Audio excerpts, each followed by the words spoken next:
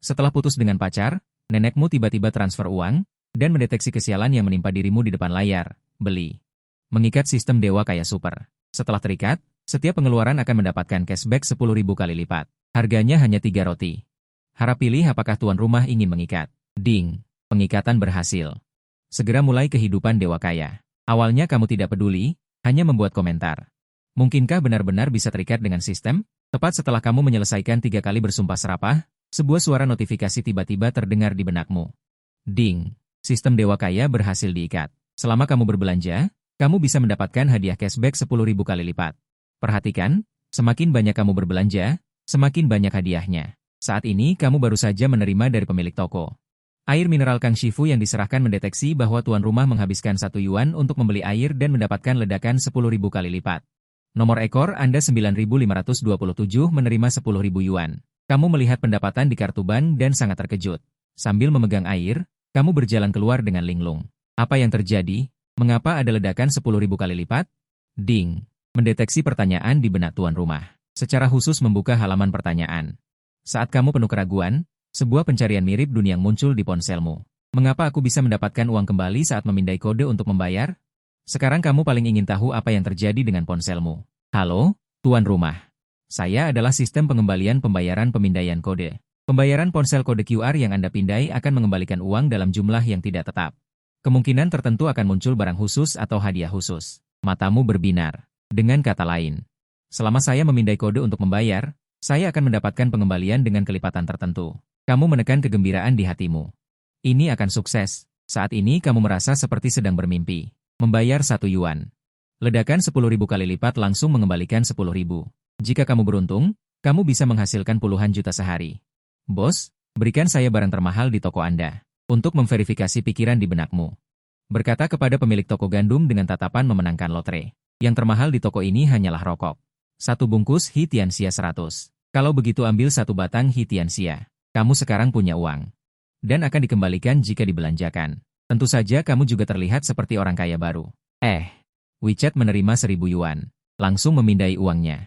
Mengambil rokok, kamu melihat ponselmu dan mengirimkannya. Mengapa tidak ada pengembalian kali ini? Setelah menunggu lama, kamu melihat ponselmu masih tidak memberikan reaksi. Sangat aneh. Sistem, mengapa tidak ada pengembalian kali ini? 1 kode QR hanya bisa dikembalikan sekali. Sistem dengan cepat memberikan jawabannya. Sial. Kenapa tidak bilang dari awal? Kamu juga tidak bertanya. Jawaban sistem juga terdengar masuk akal. Dengan lesu kau keluar dari toko gandum, dan berjalan menuju toko berikutnya. Bos, sebatang Huang Hello 1916.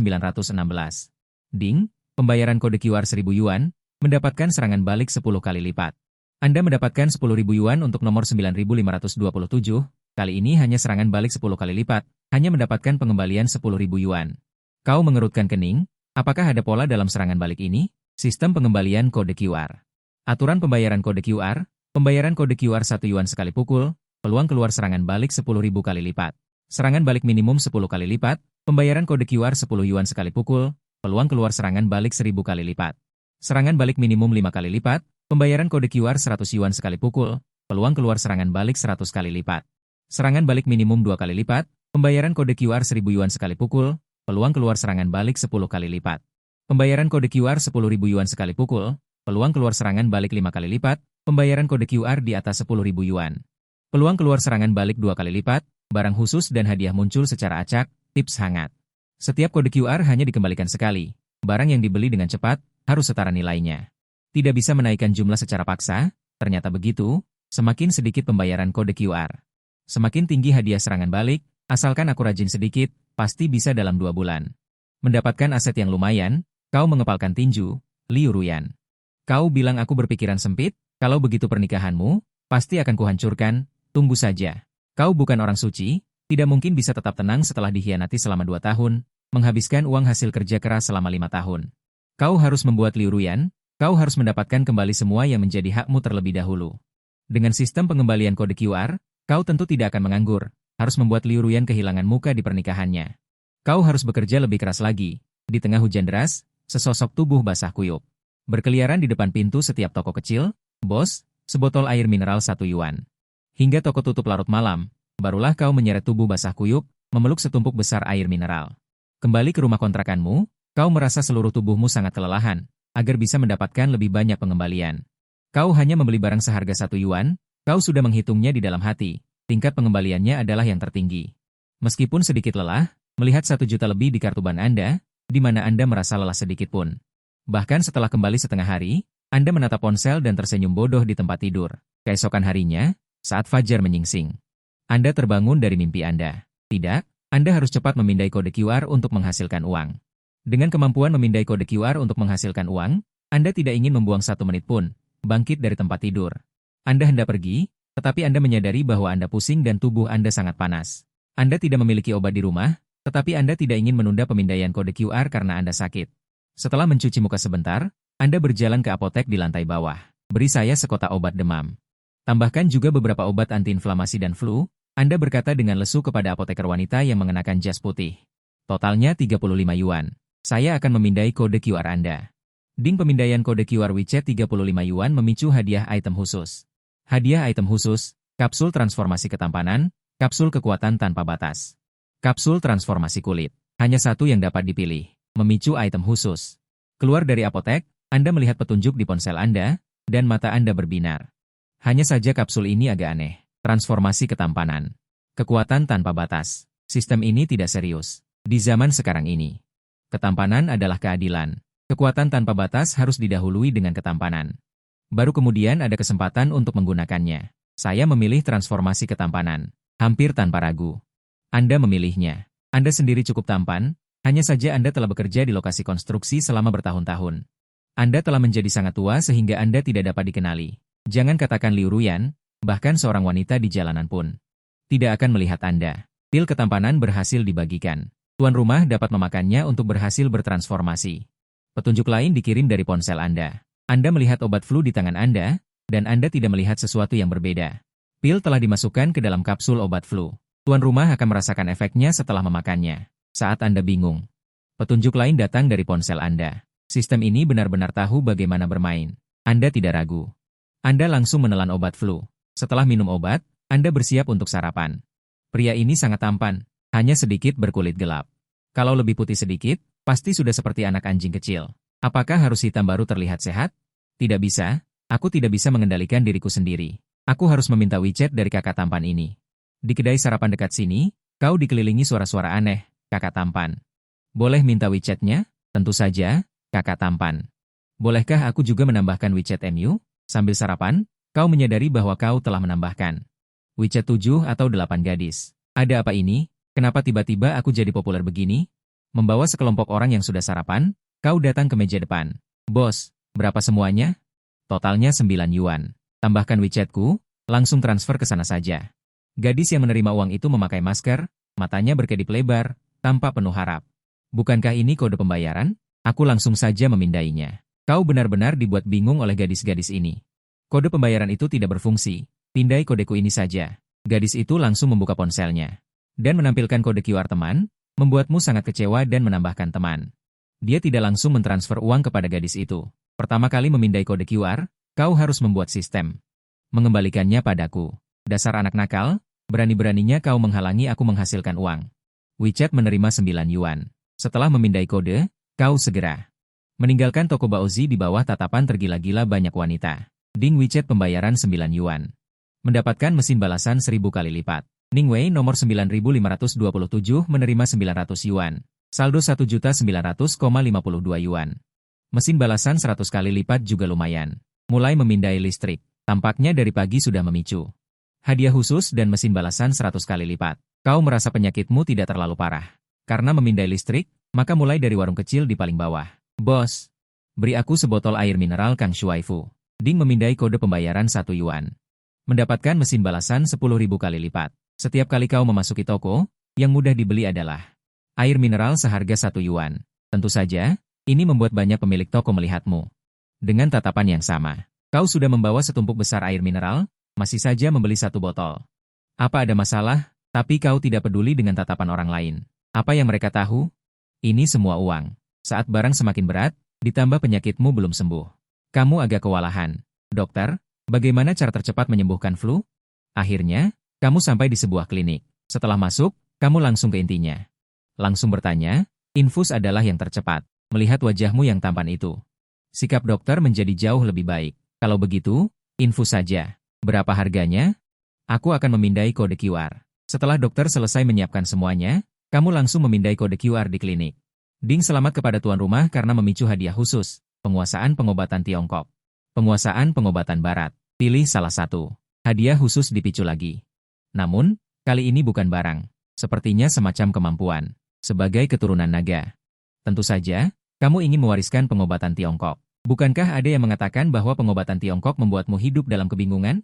Pengobatan Barat membuatmu mati dengan jelas. Memikirkan hal ini, kamu tidak ragu lagi. Langsung memilih opsi penguasaan pengobatan Tiongkok. Ding, pilihan berhasil. Penguasaan pengobatan Tiongkok sedang diberikan. Harap perhatikan penerimaan. Setelah memilih, kamu hanya merasa ada sesuatu yang dipaksakan masuk ke dalam kepalamu. Kepalamu juga terasa seperti akan meledak. Jadi, yang sistem maksud dengan menerima adalah ini. Sama sekali tidak siap. Sepertinya benar-benar menusuk. Ada apa denganmu? Jika tidak enak badan, berbaringlah sebentar.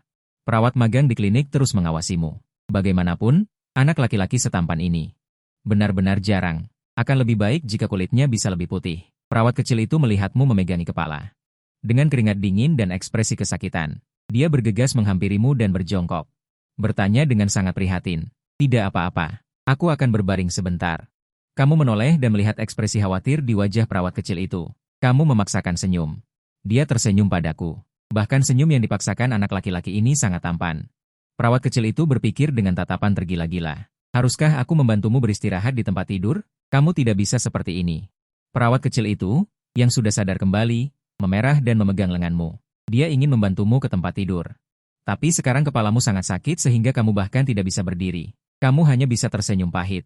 Tolong bantu saya menuangkan segelas air. Saya mungkin tidak bisa bangun sekarang. Oke. Tunggu sebentar, saya akan segera menuangkannya untukmu. Perawat kecil melihat bahwa kamu benar-benar tidak ingin bergerak. Dia segera pergi ke ruang peracikan obat untuk mengambil air panas. Paman yang datang dari samping melihat perawat kecil itu. Dia peduli dan sibuk membantumu dan menuangkan air. Dia bergumam, pria tampan itu baik. Kenapa aku tidak mendapatkan perlakuan ini? Aku juga ingin minum air panas. Kamu mendengarkan gumaman paman itu. Kamu mengerutkan kening.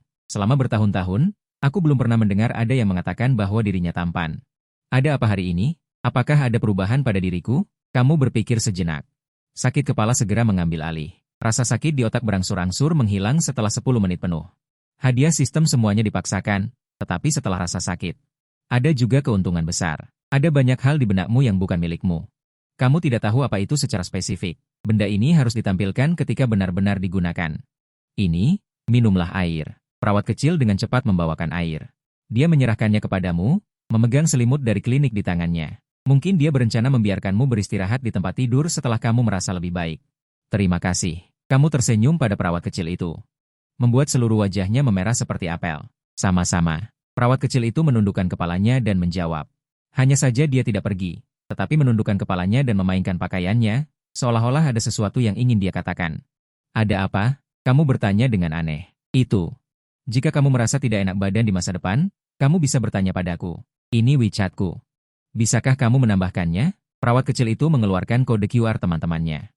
Bertanya dengan wajah memerah. Tentu saja, terima kasih. Kamu mengeluarkan ponselmu dan langsung menambahkan teman. Liu Ningyue. Sungguh nama yang indah, sama cantiknya dengan penampilannya. Sama-sama. Kalau begitu, istirahatlah sebentar. Aku akan sibuk. WeChat sudah di tangan. Wajah Liu Ningyue tersenyum. Betapa indahnya jika dia bisa menjadi pacar pria tampan seperti itu.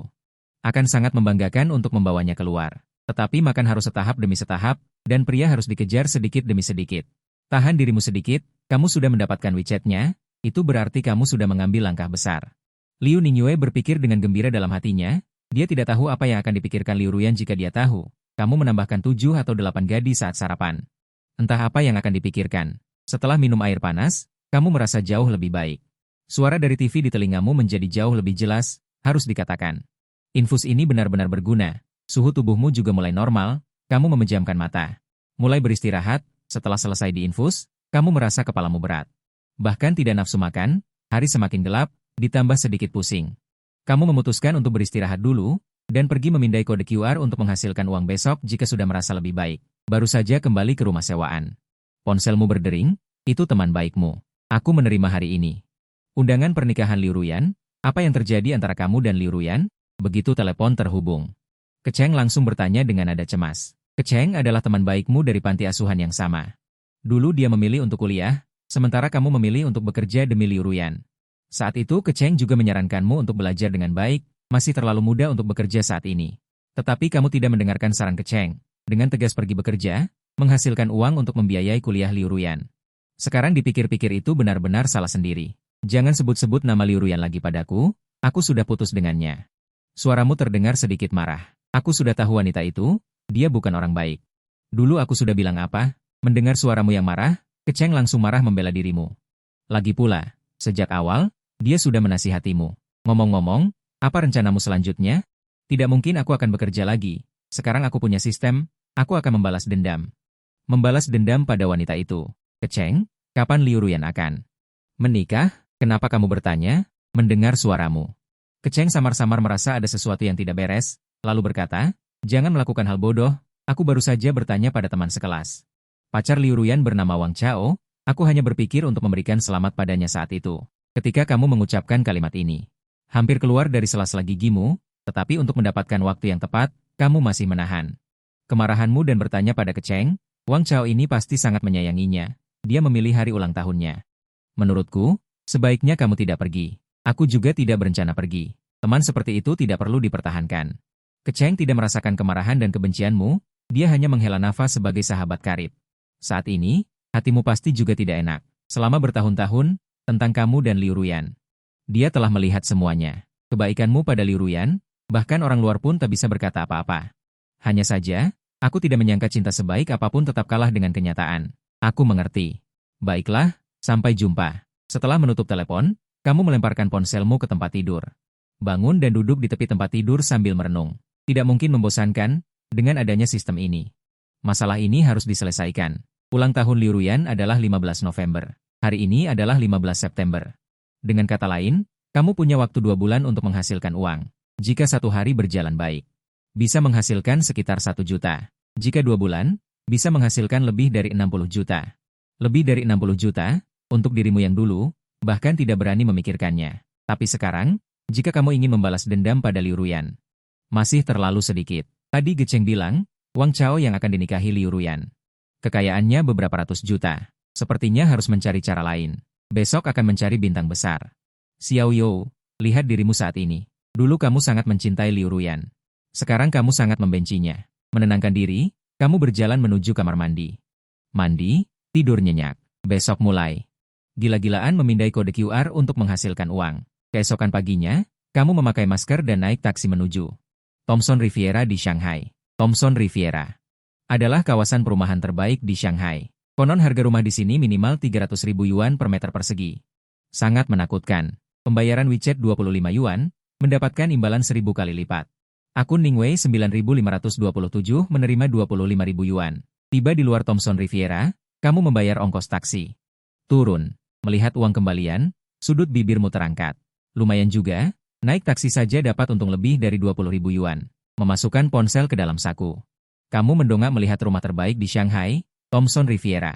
Berdiri di pinggir jalan. Kamu merasa dirimu yang biasa ini tidak cocok di sini, karena kamu bahkan belum melihat. Di mana gerbang besar rumah mewah ini? Lupakan saja, lebih baik bertanya pada seseorang dulu. Kau mengangkat kaki dan berjalan menuju jalan komersial yang ramai. Saudaraku, aku melihatmu gagah berani, pasti memiliki bakat yang luar biasa. Hanya saja kau terjebak dalam kebingungan dan tidak bisa menyelesaikannya. Di persimpangan jalan komersial, seorang pria parubaya yang tampak berusia 30-an. Dengan janggut pendek menyambutmu dan berbicara omong kosong. Kau menoleh ke belakang dan melihat pria parubaya itu memegang kompas di tangannya. Berdiri dengan bangga di belakangmu. Katakanlah kebingunganmu, guru ini akan menunjukkan jalan kepadamu. Baiklah guru, di mana gerbang Thomson Riviera? Bertanya arah 10 yuan sekali. Baik, 10 yuan ya 10 yuan. Sambil berkata, kau mengeluarkan ponselmu. Membuka pemindaian kode. Berjalan 500 meter ke arah utara dari pinggiran jalan komersial adalah gerbang barat Thomson Riviera. Terima kasih. Sambil berkata, kau langsung memindai uang itu. Ding, selamat kepada tuan rumah karena memicu hadiah khusus. Keahlian Feng Shui. Keahlian meramal nasib. Pilih salah satu. Melihat hadiah khusus yang muncul di ponsel. Setelah berpikir sejenak, kau memutuskan untuk memilih keahlian Feng Shui. Mungkin tidak ada apa-apa di masa depan. Kau bisa melihat Feng Shui rumah dan hal-hal lain. Mungkin kau bisa menipu orang untuk mendapatkan uang. Tetapi begitu kau memilih, kau menyadari bahwa itu buruk. Kau lupa bahwa kemampuan ini akan sangat menyakitkan. Dan sekarang kau berada di persimpangan jalan. Seperti yang diharapkan, begitu kau memilih, kau melihat baris teks muncul di ponselmu. Pilihan keahlian Feng Shui berhasil. Sedang dibagikan kepada tuan rumah. Kemudian kau merasakan pusing. Kepala juga sakit seperti ditusuk jarum. Sial, ceroboh. Aku tidak tahu keahlian Feng Shui ini. Berapa banyak hal yang harus ditransfer ke diriku sendiri. Berapa lama kali ini, tetapi kau merasa bahwa kau akan selesai. Karena kau merasa pusing saat ini dan bahkan berjalan terhuyung-huyung. Tiba-tiba teringat suara rem mobil. Di persimpangan jalan komersial yang ramai, mengeluarkan suara yang menusuk telinga. Plak. Meskipun Liu Sisi menyadarinya, tetapi masih ada sesuatu yang menabraknya. Melihat bahwa dia telah menabrak seseorang. Suasana hati Liu Sisi yang sudah kesal menjadi semakin buruk. Jadi dia buru-buru membuka pintu mobil dan berjalan ke bawah. Saat ini Liu Sisi hanya ingin membawa Yuan He untuk makan malam di lantai bawah untuk berbicara dengannya. Tetapi melihat Yuan He berjalan turun. Secara alami, tidak baik untuk melarikan diri setelah menabrak seseorang. Setelah turun, saat ini seorang pria sedang berbaring di kap mobilnya. Jalanan komersial sudah ramai, dan dengan cepat mereka berkerumun, melihat Liu Sisi dan Yuan He keluar dari mobil. Segera, seseorang mengenali mereka. Dan setelah melihat Profesor Yuan, mereka juga merasa kasihan pada orang yang tertabrak itu. Bagaimanapun, Yuan He ada di hati orang-orang Modu. Seperti dewa pengobatan. Yuan He, setelah turun dari mobil, berjongkok di samping pria yang terbaring di tanah. Dia meraba-raba tubuh pria itu. Bagaimana keadaannya? Liu Sisi datang di belakang Yuan He dan bertanya. Yuan He belum sempat menjawab, ponsel Liu Sisi berdering lagi. Itu dari Ibu Xiao. Melihat telepon Ibu Xiao, Liu Sisi saat ini sangat cemas. Dia membawanya ke mobil tanpa ada urusan. Ada beberapa peralatan dan obat-obatan di pihak Xiao Yellow. Aku bisa memeriksanya setelah aku memeriksa Xiao Yellow. Setelah meraba-raba sebentar, dia menemukan bahwa pria yang terbaring di tanah tidak mengalami patah tulang atau kehilangan darah. Napas dan denyut nadinya sangat stabil. Melihat Liu Sisi yang cemas, jika dia menunggu di sini. Aku tidak tahu apa yang akan dilakukan gadis ini. Lebih baik membawanya bersama. Pada saat itu, biarkan Liu Sisi mengobrol denganmu tentang kompensasi. Keduanya dengan cepat menaikkan mobil ke mobil dan melaju menuju Tang Cheng Yipin. Setelah mobil berhenti dengan stabil, Satpam Tang Cheng Yipin dipanggil oleh Liu Sisi. Dia perlu membawa kakak Xiao ke rumah Xiao Yellow terlebih dahulu. Yuan He naik ke atas selangkah lebih dulu. Liu Sisi membawa beberapa satpam dan mengemudi ke Xiao Yellow. Sebuah rumah besar seluas 600 meter persegi, dia mendengar isak tangis Ibu Xiao. Liu Sisi mengatur agar satpam meletakkan kakak Xiao di sofa. Mendengar suara Ibu Xiao, dia buru-buru bertanya, tetapi dari ekspresi sedih Ibu Xiao. Xiao Yellow kemungkinan besar tidak akan bisa bertahan. Melihat Xiao Yellow seperti ini, dia paling banyak bisa bertahan selama 3 hari. Yuan He menghela nafas dan memberitahu mereka fakta kejam ini. Suara Yuan He langsung membuat Ibu Xiao menangis keras. Mendengar tangisan di lantai atas, rasa sakit menghilang. Perlahan membuka matamu. Membuka matamu, kau dikejutkan oleh dekorasi mewah di aula. Kau perlahan bangkit dari sofa yang lembut dan nyaman, menggosok tubuhmu yang sedikit sakit. Agak bersalah. Tangisan di lantai atas menarik perhatianmu lagi. Mendengar teriakan di lantai atas, kau melihat ke atas. Kau bisa yakin 100%. Kau pasti tidak mengenal siapapun bernama kakak Xiao. Dengan ragu, kau berjinjit ke atas. Saat ini, ada beberapa orang yang berdiri di lantai atas.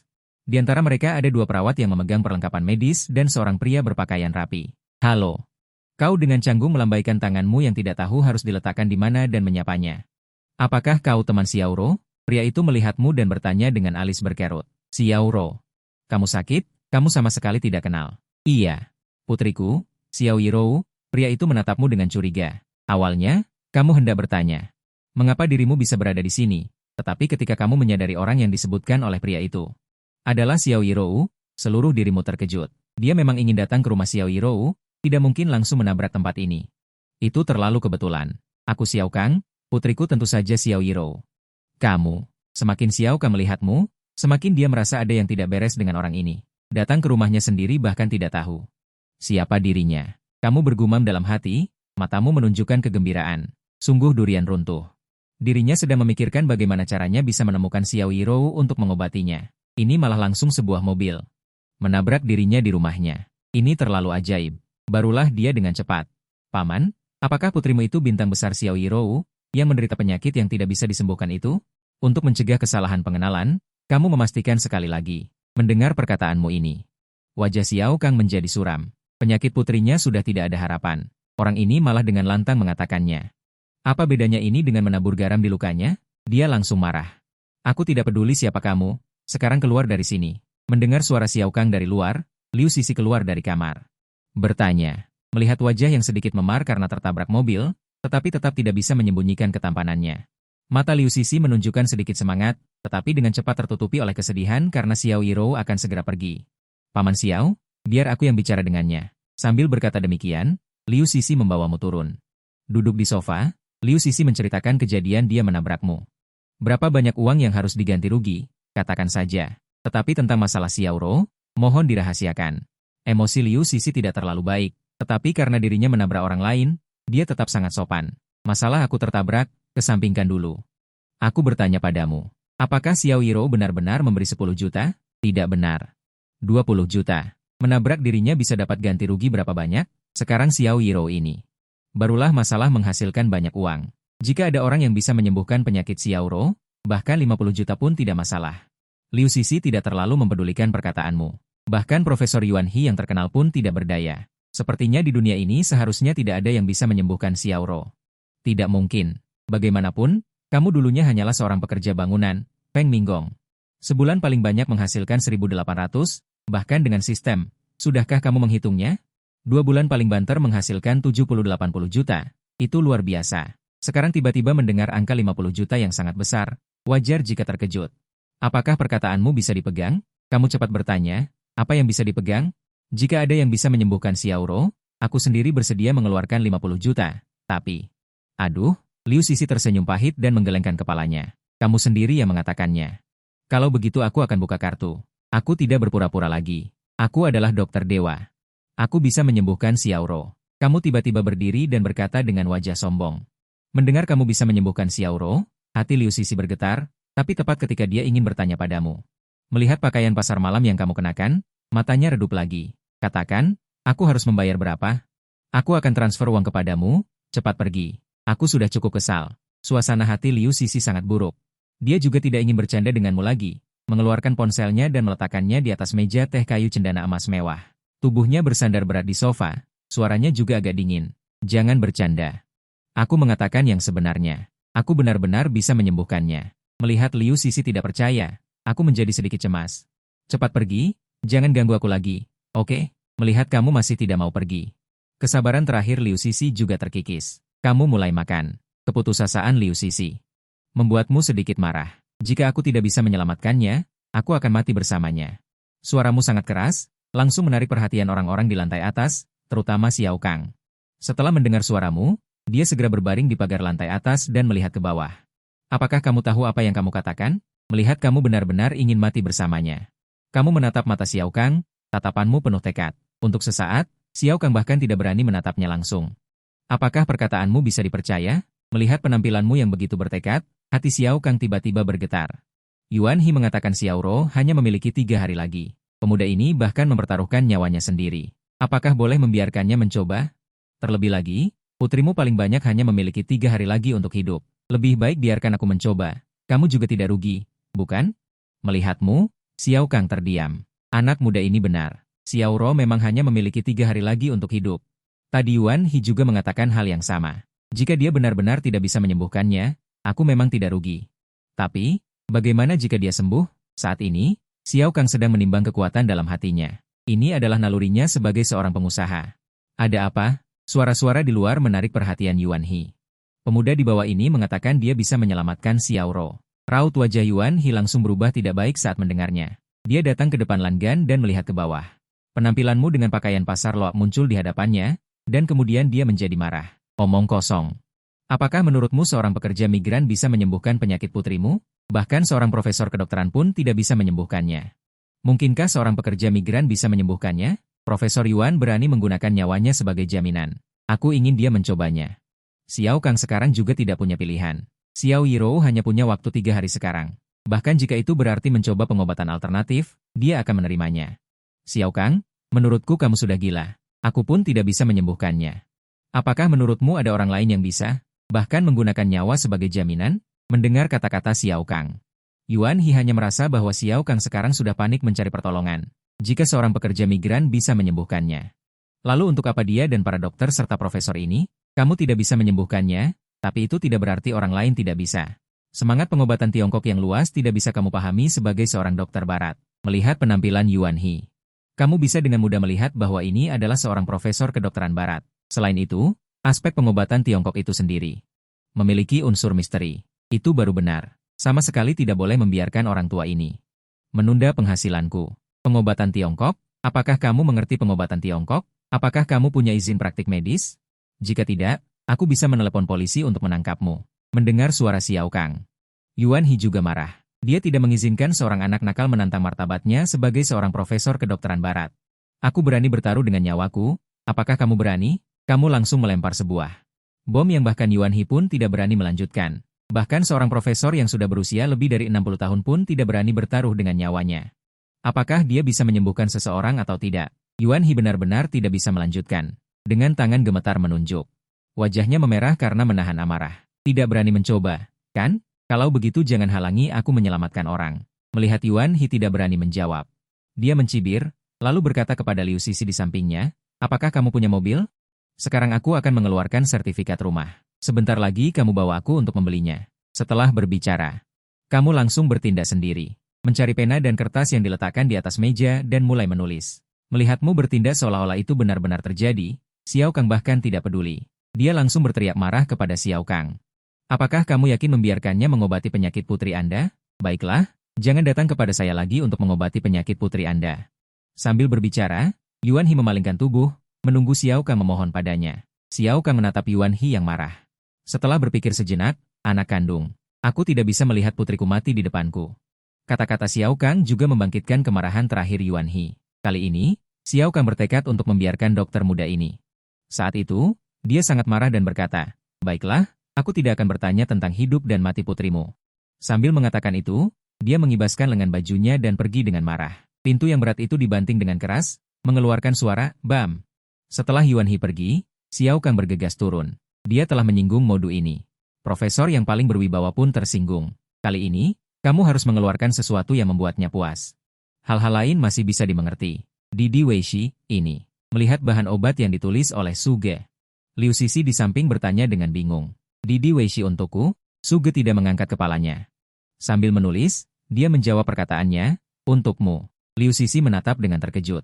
Xiao Kang yang sudah turun. Mereka berdua saling berpandangan.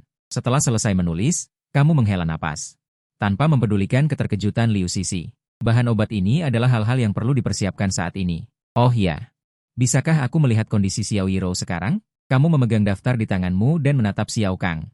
Boleh. Xiao Ro ada di atas. Tubuhnya masih kejang-kejang. Xiao Kang bereaksi dan dengan cepat berkata kepadamu. Kamu mengangguk.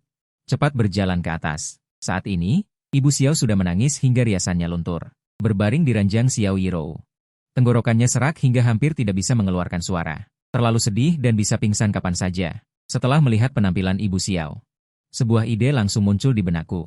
Halo, Bibi. Aku bisa menyembuhkan Xiao Yiro. Ibu Anda perlu istirahat yang baik. Datang ke kamar Xiao Yiro. Kamu dengan lembut menepuk punggung Ibu Xiao. Berkata kepadanya, kamu adalah, tenggorokan Ibu Xiao sudah terlalu serak untuk berbicara. Terlihat bahwa ibu ini sangat mencintai Xiao Yiro. Jangan khawatir, aku seorang dokter. Aku pasti akan melakukan yang terbaik untuk menyembuhkan putrimu. Tapi sekarang Anda perlu istirahat. Sambil mengatakan itu, kamu memberikan isyarat kepada Xiao Kang yang mengikuti. Xiao Kang dengan cepat berlari. Ini adalah Zhong Yi yang diundang oleh Sisi. Anda istirahat dulu dan biarkan dia melihatnya dengan baik. Sambil berkata, Xiao Kang maju dan menariknya. Zhong Yi, saat ini, Ibu Xiao basah kuyup oleh keringat. Melihatmu seperti ini, sama sekali tidak terlihat seperti dokter. Apakah ada jarum perak di rumah? Ambilkan untukku. Setelah Ibu Xiao meninggalkan sisi tempat tidur Xiao Yiro, kamu mulai memeriksa kondisi Xiao Yiro. Gadis cantik yang bersinar dan tak terbatas di depan layar ini. Secantik bidadari, saat ini wajahnya pucat. Selain kurus kering, seluruh tubuhnya memutar bola mata dan kejang-kejang, seolah-olah akan meninggal dunia sedetik kemudian. Ada, akan kuambilkan. Dokter yang datang ke sini sebelum kamu, kalau tidak 100 ya 80. Di sini, peralatan medis barat untuk perawatan sangat lengkap. Liu Sisi sering berada di sini baru-baru ini. Juga tahu di mana menyimpan barang-barang ini. Segera, Liu Sisi mengambil barang-barang ini. Yang tidak kamu sangka adalah, di sini ternyata ada lampu alkohol. Setelah dinyalakan, kamu membentangkan jarum perak di tempat tidur, lalu dengan lembut membuka selimut Xiao Yiro. Apa yang kamu lakukan? Mengapa kamu membuka selimut Xiao Lou? Tepat ketika kamu hendak membuka selimut Xiao Yirou, Ibu Xiao tiba-tiba berlari untuk menghalangi. Alasan Ibu Xiao menghalangimu adalah karena Xiao Yirou tidak mengenakan pakaian karena penyakitnya. Sebagai seorang ibu, wajar untuk menghalangi seorang pria membuka selimutnya secara tiba-tiba. Bibi percaya padaku. Aku seorang dokter. Kamu menatap Ibu Xiao dengan sangat tulus. Saat ini, Xiao Yirou sangat kesakitan dan kejang-kejang di tempat tidur. Menurut pengetahuan yang mahir dalam pengobatan Tiongkok, untuk membuat Xiao Yirou tidak terlalu kesakitan sekarang, perlu menggunakan jarum perak untuk menahan energi dingin di dalam tubuhnya. Mengatakan akan membiarkannya tidak peduli. Sekarang tidak bisa memikirkan begitu banyak. Xiao Kang menarik Ibu Xiao dan berkata dengan lembut. Tetapi kemudian Xiao Kang berkata kepadamu lagi, nasib putriku sepenuhnya ada di tanganmu. Kuharap kamu tidak hanya berbicara omong kosong. Aku bahkan sudah siap membeli Didi Wei. Kamu tersenyum padanya dan dengan lembut membuka selimut Xiao Yirou. Saat ini, tubuh indah Xiao Yirou muncul di depannya. Hatimu juga tidak bisa menahan diri untuk berdebar kencang. Tetapi kamu segera menyesuaikan diri. Kamu mengeluarkan sebatang jarum perak dari jarum perak yang terbentang dan memanggangnya dengan lembut di atas api dengan ekspresi yang sangat serius. Kemudian kamu menggunakan jarum perak yang dipanaskan dengan api dan menusukkannya dengan lembut ke titik akupuntur Xiao Yirou. 1 batang, 2 batang, 3 batang. Sebanyak 18 jarum perak tertancap di tubuh Xiao Yirou. Saat jarum perak ditusukkan, kejang-kejang Xiao Yirou perlahan berhenti. Hingga jarum terakhir, dia benar-benar tertidur seperti orang tidur. Bahkan warna darah samar muncul di wajahnya. Xiao Kang dan yang lainnya melihat kondisi Xiao Yirou dan mata mereka langsung berbinar. Ibu Xiao bahkan gemetar karena kegembiraan. Hanya agar tidak mengganggumu, dia menutup mulutnya dan tidak membiarkan dirinya menangis. Setelah menusukkan jarum terakhir, kamu menghela napas berat. Saat ini, wajahmu juga penuh keringat. Melihat warna darah samar yang muncul di wajah Xiao Yirou. Xiao Kang terlalu bersemangat hingga tak bisa berkata-kata. Paman, ini hanya bisa meredakan sakit putri Anda, bukan menyembuhkan sepenuhnya. Oh ya, atur suhu AC di kamar ke maksimum, dan jangan keringkan selimutnya. Tunggu sampai aku dan wanita cantik ini kembali membeli obat, jawabmu. Tak disangka, pemuda ini ternyata bisa meredakan sakitnya hanya dengan beberapa jarum perak. Hal ini membuat Xiao Kang semakin yakin. Tidak perlu uang. Tidak apa-apa jika Anda membayarku setelah sembuh. Wanita cantik, bawa aku membeli obat. Di sini sudah tidak ada masalah lagi. Anda tidak perlu terus berada di sini. Kemudian, dia segera berkata kepada Liu Sisi. Liu Sisi melihat keahlian medismu yang begitu hebat, dan sangat mengaguminya. Tidak ada sedikit pun amarah. Baiklah, ayo pergi sekarang, kata Liu Sisi sambil segera membawamu menuruni tangga. Baru saja sampai di tangga, kau menoleh ke belakang dan berkata, biarkan Bibi beristirahat dengan baik. Dia tidak akan tahan seperti ini. Setelah berkata demikian, dia mengikuti Liu Sisi keluar. Melihatmu saat ini. Masih tidak lupa mengingatkan Ibu Xiao, kesan Xiao Kang padanya meningkat pesat. Dia dengan lembut memeluk Yu Shuhui yang tampak lelah. Xiao Ro pasti akan baik-baik saja. Istirahatlah dengan baik. Namun, setelah dia berkata demikian, dia menyadari bahwa Yu Shuhui sudah tertidur lelap di pelukannya. Perlukah kita pergi ke rumah sakit untuk mengambil obat-obatan ini? Liu Sisi mengendarai Maserati putihnya dan berkata dengan sangat sopan kepadamu. Apakah kamu membutuhkan bahan obat? Aku perlu memilihnya sendiri, jawabmu. Tentu saja, bukan karena dia ingin memilih sendiri. Melainkan karena di sana dia bisa melakukan pemindaian kode QR secara terpisah, sehingga dia bisa mendapatkan uang lagi. Xiao Yirou tidak akan menyebar untuk sementara waktu.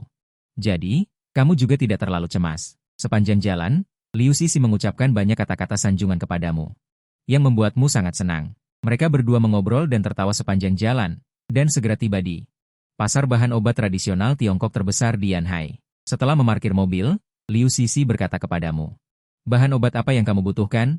Belilah saja. Aku yang akan membayarnya. Gadis kecil ini sebenarnya ingin menunda dirinya memindai kode QR untuk mendapatkan uang. Seharusnya aku tidak membawamu ke sini. Sambil berkata demikian, dia tidak mempedulikan Liu Sisi dan berjalan menuju pasar bahan obat. Melihat punggungmu. Liu Sisi tiba-tiba merasakan kekaguman. Inilah yang disebut dokter Tiongkok. Saat ini, sosokmu yang agung meningkat beberapa tingkat lagi di hati Liu Sisi. Melihatmu memasuki pasar bahan obat, dia segera mengikutimu. Berjalan di jalanan pasar bahan obat, kamu mencari bahan obat yang dibutuhkan untuk mengobati Xiao Yirou. Pemindaian kode QR WeChat, 85 yuan. Mendapatkan serangan kritis 1000 kali lipat. Nomor Wei Anda 9527 menghasilkan 85.000 yuan. Pemindaian kode WeChat 150 yuan. Mendapatkan serangan kritis 100 kali lipat. Nomor Wei Anda 9527 menghasilkan 15.000 yuan. Sebentar lagi proyeknya. Saya membeli sebagian besar bahan obat. Berbagai kelipatan pemindaian kode muncul di dalamnya. Melihat uang kembalian di ponsel Anda semakin senang membeli. Pada saat ini, tangan Liu Sisi juga penuh dengan barang bawaan. Setelah membeli lurong, yang tersisa hanyalah Heshou terakhir. Selamat kepada tuan rumah karena memicu hadiah khusus. Ahli dalam identifikasi bahan obat tradisional Tiongkok, ahli dalam identifikasi bahan obat barat, pilih salah satu. Hadiah khusus dipicu lagi. Anda memindai hadiah dan sangat senang. Ada apa? Melihatmu tersenyum konyol pada ponselmu, Liu Sisi bertanya dengan aneh. Tidak apa-apa. Mari kita kirim barang-barang ke mobil dulu. Oke. Kesukaannya melonjak lagi. Tiba di mobil, Anda pertama kali masuk ke dalam mobil. Saat Liu Sisi pergi memasukkan bahan obat ke dalam mobil, Anda membuka ponsel dan memilih opsi untuk menjadi ahli dalam identifikasi bahan obat Tiongkok. Pilihan berhasil, sedang dikirim. Seperti yang Anda duga. Pengetahuan yang dikirimkan masih membuat pusing. Alasan mengapa Anda belajar sekarang adalah karena Anda takut membeli bahan obat palsu. Akan merepotkan jika terjadi kesalahan. Ada apa denganmu, Liu Sisi, yang telah memasukkan bahan obat, menatapmu. Ada sesuatu yang salah denganmu di dalam mobil. Dia bertanya dengan gugup. Kepala saya agak sakit. Pergi dan belikan aku air. Anda mencari alasan untuk mengusir Liu Sisi. Liu Sisi melihat Anda tampak sangat tidak nyaman dan bergegas menuju toko serba ada di pasar bahan obat. Waktu untuk menjadi ahli dalam identifikasi bahan obat kali ini tidak lama. Namun, setelah hanya 10 menit, sebagian besar telah mereda. Liu Sisi membukakan tutup air untuk Anda. Dia menyerahkannya kepada Anda dengan sangat sedih. Anda menahan sakit kepala dan meminum airnya. Ayo pergi dan terus membeli obat. Anda keluar dari mobil dan berkata kepada Liu Sisi, rasa sakitnya sudah banyak mereda. Anda memasuki pasar bahan obat lagi. Liu Sisi dengan cepat mengikuti. Anda datang ke pasar bahan obat lagi. Mencari bahan obat terakhir, Heshou. Sebagian besar bahan obat untuk mengobati kanker paru-paru relatif mudah didapat. Hanya saja Heshou ini agak merepotkan. Bukannya Heshou ini sulit ditemukan, tetapi yang liar dengan berat lebih dari setengah kilogram sulit ditemukan. Ada banyak Heshou dengan berat lebih dari setengah kilogram di pasaran, dan ada juga yang mengatakan beratnya puluhan kilogram. Ini pada dasarnya palsu. Heshou yang asli tidak besar. Heshou liar yang tumbuh hingga berat setengah kilogram sangat jarang terlihat. Termasuk bahan obat langka yang 1 dari 1.000.000. Setelah berjalan beberapa saat, sebuah rumah Heshou dipajang di toko obat. Muncul di pandanganmu. Bos, berapa harga rumah Heshou ini? Wah, anak muda, kamu pandai sekali berakting. Ini adalah harta karun toko kami.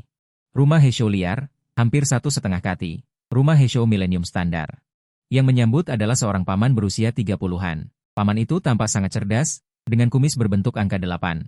Melihatmu menyukai rumah Heshou-nya, dia menyanjung sambil tersenyum dan menjawab, bolehkah saya melihatnya? Dengan penguasaan pengobatan Tiongkok, kamu tentu ingin memverifikasi apakah bahan obat yang kamu beli itu asli. Dan bahan obat ini juga untuk pengobatan. Ini adalah bahan terpenting Xiao Yirou. Dalam legenda kerajaan Yanxia. Seseorang menjadi abadi setelah memakan rumah Heshou Millennium. Sangat misterius. Dan Xiao Yirou saat ini juga membutuhkan yang lebih baik. Rumah Heshou sebagai pengganti.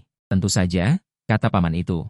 Dia mengeluarkan rumah Heshou dari kotak bersulam merah. Rumah Heshou berusia 100 tahun. Setelah memegang rumah Heshou itu di tangan, nama barang segera muncul di benakmu. Itu benar-benar rumah Heshou. Namun, hanya berusia 100 tahun, tetapi itu sudah cukup. Selain itu, di dunia ini, apakah kamu akan mencari rumah Heshou Millennium? Dengan rumah Heshou, kamu tidak perlu terus mencari. Bos, berapa harga rumah Heshou ini? Saya beli. Anak muda, mata Anda bagus.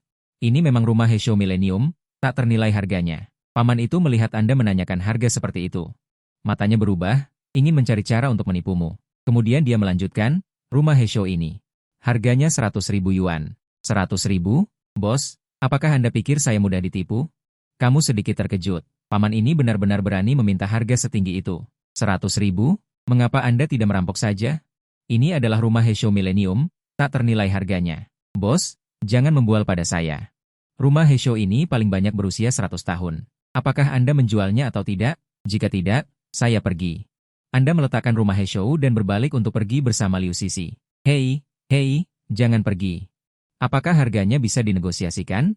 Melihat Anda akan pergi, bos itu segera menghentikan kalian berdua. 80.000, 80.000, selalu bisa kan? 50.000, 30.000. Paman itu terus menawarkan harga. Melihat Anda tidak menoleh, dia terus menurunkan harga. Paling banyak 5.000. Jika Anda tidak menjualnya, saya akan mencari yang lain. Kamu juga memberikan perkiraan harga sendiri. Lagi pula, Heshou berusia seabad tidak mudah ditemukan. Baik, ini untukmu. Melihatmu dan Liu Sisi semakin menjauh, bos itu akhirnya menyerah. Kamu benar-benar hebat, bisa menawar dari 100.000 menjadi 5.000. Mendengar bos itu setuju, Liu Sisi diam-diam mengacungkan jempol padamu. 5.000 pun terlalu banyak.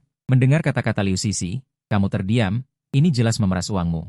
5.000 masih banyak, jika aku yang membeli, mungkin aku langsung memberikan 100.000. Liu Sisi terkejut, 100.000 turun menjadi 5.000, bisakah lebih rendah lagi? Jika hari ini dia sendiri yang datang membeli, mungkin dia benar-benar harus mengeluarkan ratusan ribu. Aku akan kaya jika bertemu orang bodoh sepertimu. Sama sekali tidak berniat untuk tidak memberi muka pada Liu Sisi. Kakak tampan, Hishou Anda. Kamu dan Liu Sisi kembali. Setelah kamu datang, bos itu sudah mengemasnya. Bos, tipuanmu ini terlalu berlebihan. Melihat paman itu, Liu Sisi mengeluh dengan sangat kesal. Mungkin karena kamu bilang dia bodoh, dia mengalihkan kekesalannya kepada paman ini. Benar juga, jika semua orang berbisnis dengan jujur, bagaimana mungkin ada begitu banyak orang yang tertipu? Untungnya kamu datang hari ini, kalau tidak aku benar-benar akan menjadi orang bodoh yang punya banyak uang di matamu. Bisnis curang? Paman itu tersenyum jujur ke arah Liu Sisi. Kamu menerima Hishou dari paman itu. Dan memindai kode QR di pintu mereka. Sebelum memindai, kamu masih berhati-hati. Dia membuka kotak di dalam tas, mengambil Hishou yang dibungkus oleh bos dan melihatnya, talas biasa. Baru setelah mengambilnya, sebuah kata muncul di benakmu. Barang ditukar oleh bos. Bos, menurut Anda, apa yang paling penting dalam berbisnis? Kamu tidak langsung membongkarnya. Setelah membayar uangnya dan memasukkan ponsel ke dalam saku, kamu bertanya sambil tersenyum. Tentu saja kejujuran, Huang Qiheng saya terkenal jujur di sini. Huang Qiheng menepuk dadanya. Seolah-olah dia sangat jujur. Melihat Huang Qiheng menepuk dada dan memberikan jaminan, kamu mencibir. Lalu, apakah Anda menyebut kejujuran menggunakan talas sebagai pengganti Hishou? Kamu mengangkat talas di tanganmu dan menggoyangkannya di depannya. Ketika Huang Qiheng mendengarnya, ekspresinya tiba-tiba berubah jelek. Kakak tampan, bagaimana kamu bisa bicara omong kosong? Huang Qiheng saya adalah pedagang yang jujur. Tadi kamu juga sudah memastikan itu Hishou, bagaimana mungkin aku memberimu talas, kan? Apakah Anda ingin saya memverifikasinya? Jika itu talas, apakah saya bisa memanggil polisi untuk menangkap Anda? Kamu berkata dengan dingin, suara keduanya dengan cepat menarik perhatian orang lain. Sekarang baru setengah malam, ada banyak orang yang datang untuk membeli barang. Orang-orang memiliki kebiasaan menonton keramaian, saat ini ada keramaian untuk ditonton di sini. Banyak orang meletakkan bahan obat di tangan mereka dan mengepung ke arah sini. Ini yang baru saja kamu lihat, kamu bilang kamu mau yang Hishou. Saat ini, Huang Qiheng, melihat begitu banyak orang berkumpul, dengan sedikit bersalah membela diri, ada orang yang berkumpul. Kamu juga secara alami bisa membiarkan lebih banyak orang melihat wajah asli Lucian dari pedagang curang ini, hanya melihatnya memegang talas berbulu itu. Ini adalah talas berbulu, yang aku inginkan tadi adalah Hishou, dan Hishou yang asli telah kamu tukar. Kamu menuduh tanpa bukti, Huang Qiheng cemas dan mengulurkan tangan untuk merebut talas berbulu di tanganmu. Aku menuduh tanpa bukti? Apakah kamu benar-benar berpikir aku tidak tahu barang? Kamu melihat ke kiri dan ke kanan dan menemukan pisau yang digunakan untuk memotong bahan obat di toko Huang Qiheng. Aku akan membiarkan semua orang melihat apakah yang dijual bos Huang Qiheng kepadaku seharga 5.000 yuan adalah Hishou atau talas berbulu. Sambil berkata, kamu datang ke depan pisau pemotong itu dan langsung memotong Hishou. Permukaan yang kamu potong langsung berwarna abu-abu gelap. Terlihat sangat halus, warna permukaan potongannya cenderung putih, tanpa inti di tengah, teksturnya juga sangat rapuh. Ini sama sekali bukan Hishou, jelas-jelas talas berbulu, tentu saja bukan. Permukaan potongan Hishou umumnya berwarna coklat kuning muda atau coklat kemerahan, juga ada jin yang jelas, permukaan potongan ini terlalu halus. Ini bahkan tidak memiliki urat, bagaimana bisa disebut Hishou, bahkan lebih ringan dari kayu. Orang-orang yang datang adalah pedagang pengadaan bahan obat, mereka masih tahu beberapa pengetahuan dasar tentang bahan obat. Mendengar para pedagang yang datang mengepung, kamu mengucapkan sepatah kata, sudut mulutmu terangkat. Bos, apakah aku menelepon polisi atau kamu memberikan Hishou yang asli kepadaku? Aku sudah membayar uang, kamu menggoyangkan bukti pembayaran di ponselmu, menatap Huang Qiheng dengan cibiran. Menjual obat palsu dengan jumlah yang terlalu besar bisa dipenjara. Saat ini tergantung bagaimana Huang Qiheng ini akan memberikan penjelasan untuk dirinya sendiri. Aku paling benci pedagang obat palsu semacam ini, orang lain menghabiskan 5.000 yuan, kamu malah menukar barang orang lain. Benar-benar tidak tahu malu, aku tidak akan pernah datang ke toko bahan obat ini untuk membeli barang lagi. 5.000 yuan obat palsu. Menurut hukum negara Yanxia kita, melebihi 3.000 yuan akan dikejar tanggung jawab pidananya. Segera tangkap dia dan penjarakan selama beberapa tahun agar dia tidak membahayakan orang lain. Awalnya orang-orang yang datang untuk pengadaan ini sudah marah. Mendengar kamu mengatakan ini, mereka bahkan lebih geram. Ingin membawa Huang Qiheng ke pengadilan, saat ini Huang Qiheng tahu bahwa dirinya telah bertemu dengan orang yang tangguh. Tiba-tiba keringat dingin mengalir, lalu dia dengan cepat datang ke sisimu dengan senyum menjilat, pria tampan. Aku salah mengambilnya tadi. Aku akan mengambilkan yang asli untukmu, aku akan memberikan tambahan untukmu di sini. Huang Qiheng menyerah, dia benar-benar takut dan dengan cepat berlari ke dalam rumah, lalu mengeluarkan 2 Hishou. Dia dengan lihai memasukkan He Shouwu 600 tahun dan He Shouwu 700 tahun ke tanganmu. Kau mendapatkan satu dari Huang Qiheng yang lebih besar dari He Shouwu 100 tahun itu. Sebuah pemberitahuan tiba-tiba muncul di benakmu. Tak disangka bos ini benar-benar memiliki He Shouwu berusia 700 tahun. Meskipun tidak sehebat 1000 tahun. Namun, He Shouwu berusia 700 tahun juga sangat langka. Bisa dibilang dengan adanya He Shouwu berusia 700 tahun ini. Penyakit karena minyak anti wabah pada dasarnya tidak akan menjadi masalah. Pria tampan, maafkan aku. Setelah memberikannya kepadamu, Huang Qiheng memohon dengan wajah tersenyum. Dengan adanya He Shouwu berusia 700 tahun ini, kebencianmu terhadap Huang Qiheng berkurang. Tentu saja, kau tidak bisa membiarkannya lolos begitu saja. Mengancam, kali ini aku bisa tidak mempermasalahkanmu. Tetapi jika lain kali aku melihatmu menjual obat palsu lagi. Anda tenang saja. Jika ada lain kali, aku akan masuk sendiri.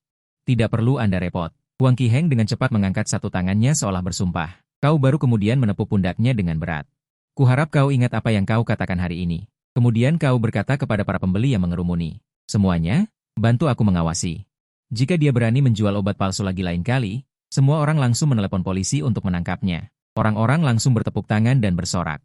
Huang Qiheng juga dengan cepat berjanji kepada semua orang. Semuanya tenang saja. Jika aku, Huang Tua, menjual obat palsu lagi, langsung mati satu keluarga. Kali ini semua orang membeli dariku dengan diskon 70%. Diskon 70% tidak cukup. Diskon 50%. Kau melanjutkan.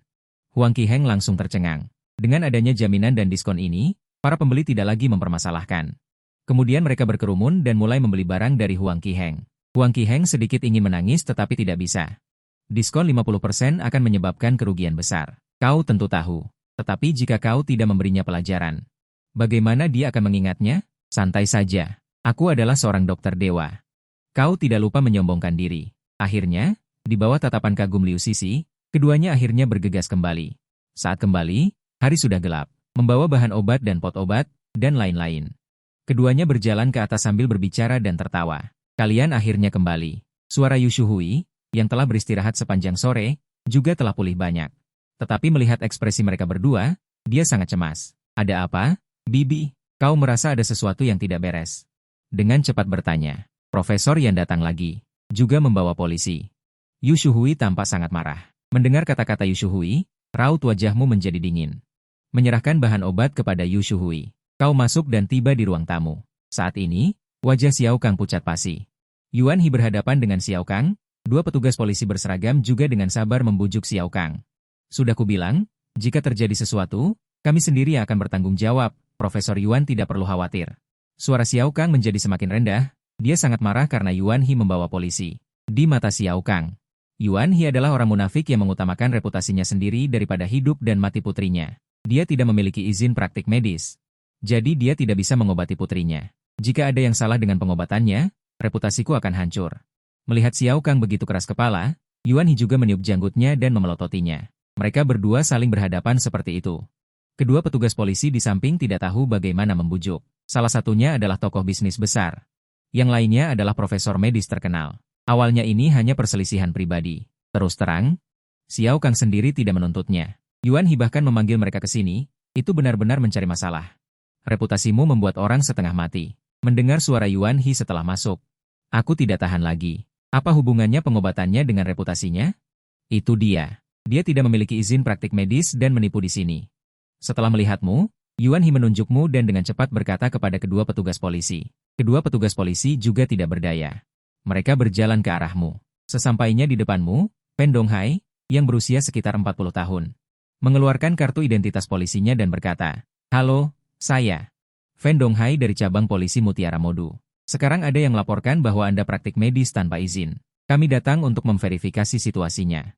Sikap kedua petugas polisi sangat baik. Kamu juga sangat kooperatif dan berkata, "Saya datang ke sini untuk menggunakan beberapa pengobatan tradisional dan diizinkan oleh Paman Xiao. Saya akan bekerja sama sepenuhnya dengan apapun yang perlu Anda tanyakan." Anda masih sangat menghormati kedua polisi rakyat ini. Mereka datang untuk melakukan penyelidikan rutin. Hati Anda bersih, dan tidak perlu menimbulkan konflik apapun.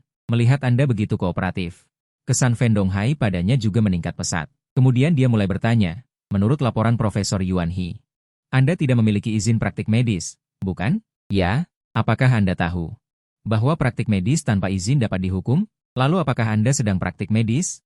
Tidak, Fen Donghai sedikit bingung. Mengapa dia menyangkalnya setelah menjawab sampai sini? Kalau begitu, maaf, jika Anda tidak praktik medis, apa yang Anda lakukan? Saya menggunakan pengobatan tradisional dari kampung halaman saya untuk membuat sauna untuk Xiao Yiliu. Polisi, ini tidak melanggar hukum. Kamu berkata dengan senyum tulus, dua petugas polisi, Xiao Yiliu sangat kedinginan. Saya akan membeli beberapa ramuan obat untuk mengukusnya di sauna. Apakah ini memerlukan sertifikat praktik medis? Ini tidak perlu, Fan Donghai dan rekan satu timnya tidak akan peduli jika itu hanya sauna biasa. Memang tidak perlu sertifikat apapun, omong kosong, kamu jelas-jelas mengobatinya. Mendengar jawabanmu, Yuan He tidak bisa menahan diri untuk mengeluarkan kata-kata kasar. Mata mana yang melihatku mengobatinya?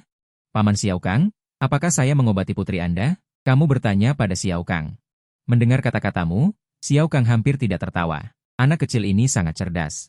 Tidak, hanya mengukus sauna untuk putriku. Aku ingin putriku tidur lebih nyenyak. Xiao Kang menjawab dengan sangat kooperatif. Yuan He benar-benar hampir marah dengan kedua orang ini. Kata-kata yang begitu tak tahu malu. Kalian berdua benar-benar bisa bekerja sama? Profesor Yuan He, saya membiarkan teman kecil saya membuatkan sauna untuk putri saya. Dokumen apa yang dibutuhkan? Xiao Kang bertanya balik. Baik. Sauna? Ya, aku ingin melihat bagaimana kamu mengukus sauna. Yuan He memutuskan untuk berdebat mati-matian denganmu. Dia ingin melihat dengan baik anak kecil yang tidak tahu apa-apa ini. Kemampuan apa yang kamu miliki? Maaf, putriku tidak nyaman dilihat orang luar saat sauna. Silakan kembali, semuanya. Bahkan sebelum kamu pergi mencari Yuan He, Xiao Kang langsung mengusir para tamu. Fan Donghai memandang Yuan He. Sekarang masalahnya sudah diselesaikan, dan orang-orang juga sudah mengusir para tamu. Agak tidak pantas untuk tinggal lebih lama. Hanya saja Yuan He tampaknya tidak menyerah, saya adalah dokter yang merawatnya. Saya bertanggung jawab atas kondisinya. Saya perlu tahu jika ada yang ingin melakukan sesuatu padanya. Jika tidak, jika terjadi sesuatu, orang lain akan berpikir itu kelalaian saya. Ingin melihatnya? Ya, boleh saja. Bagaimanapun, ini sauna, tidak masalah siapa yang menonton. Xiao Kang awalnya ingin langsung memutuskan hubungan dengan Yuan He. Hubungan keluarga yang sama ini, tetapi kamu mengambil alih pembicaraan, agar profesor ini tidak menyerah. Dia tidak akan memahami semangat besar pengobatan Tiongkok, jadi tanpa menunggu Xiao Kang marah. Kamu mengambil alih pembicaraan, oke, aku ingin melihat seberapa besar kemampuanmu. Yuan He hanya duduk di sofa seperti itu. Terlihat seperti tidak akan berbalik sebelum menabrak tembok selatan. Kamu terlalu malas untuk memperhatikannya dan berbalik untuk berbicara dengan Liu Sisi. Aku baru saja melupakan satu hal. Pergi dan beli pengukus besar, semakin besar semakin baik. Sebaiknya yang bisa dipakai untuk tidur di atasnya. Selain itu, belilah arang. Liu Sisi merasa sedikit aneh. Namun, sekarang dia sangat percaya padamu. Dia mengangguk dan bergegas keluar. Kedua petugas polisi sudah menyelesaikan masalah ini dan juga menyapa Xiao Kang Yuan dan keduanya, lalu pergi dari sana. Bagaimana cara mengobati sekarang? Xiao Kang tidak peduli dengan Yuan He saat ini dan bertanya dengan suara pelan di sisimu. Beberapa bahan obat yang paling penting sudah dibeli. Tunggu sebentar sampai Sisi membeli kukusan, baru bisa dimulai. Kamu menjawab, benar-benar membeli kukusan? Xiao Kang sedikit terkejut. Dia mengira kamu sengaja mengatakan itu padanya. Tentu saja. Untuk sauna, tentu saja butuh kukusan. Kamu tampak seperti itu sudah seharusnya. Hanya saja, dari siapa kamu dengar tentang sauna? Namun, mungkinkah ini metode pengobatanmu yang lain? Xiao Kang juga tidak mengerti dan tidak berani bertanya lebih banyak. Aku akan menyuruh pengasuh untuk membersihkan kamar terlebih dahulu. Oke, Paman Xiao. Aku akan naik ke atas untuk melihat kondisi Xiao You. Sambil berkata begitu, kamu dan Xiao Kang berjalan ke atas. Sebentar lagi aku perlu melihat bagaimana penyakit Xiao You. Saat keduanya naik ke atas, Yuan He juga berdiri. Dia ingin mengikuti dan melihat apa yang sedang kamu lakukan. Putriku tidak mengenakan pakaian. Profesor Yuan He tidak perlu naik untuk melihat, kan? Xiao Kang menjawab dengan dingin. Setelah membeli kukusan dan arang, beberapa penjaga keamanan dengan sangat perhatian menatanya sesuai dengan keinginanmu. Kamu melihat kamar yang begitu bagus malah dijadikan ruang sauna. Hatinya berdarah-darah. Ini semua uang. Setelah sekali pakai, kamar ini akan hancur. Namun, menurut Xiao Kang, tidak apa-apa, silakan saja. Hanya masalah puluhan ribu. Setelah direnovasi, kita akan pindah ke villa untuk sementara waktu.